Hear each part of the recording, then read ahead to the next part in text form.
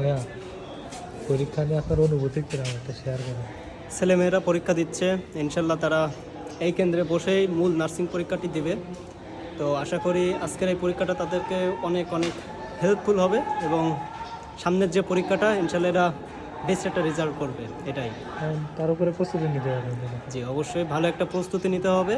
তার মধ্যে একটা পার্ট হচ্ছে এটা যে যশোরে শুধুমাত্র মেডি নার্সিং ভর্তি কোচিংয়ে এই প্রস্তুতির আয়োজন করছে, যে রাজ্জাক কলেজের নার্সিং পরীক্ষার মতন হুবাহু পরীক্ষা চলতেছে।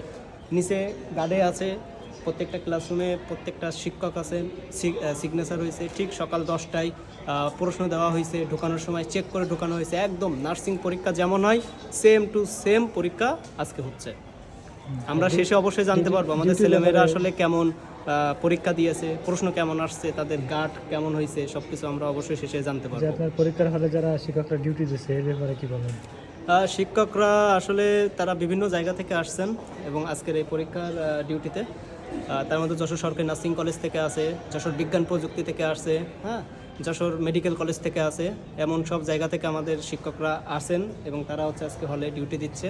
তো তারাও খুবই ভালোভাবে ডিউটি পালন করতেছে এবং আমাদের ছেলে মেয়েদের যদি কোনো সমস্যা থাকে তারা সাথে সাথে সেটা সমাধান করে দিচ্ছে, এটাই। আচ্ছা, ধন্যবাদ। ধন্যবাদ।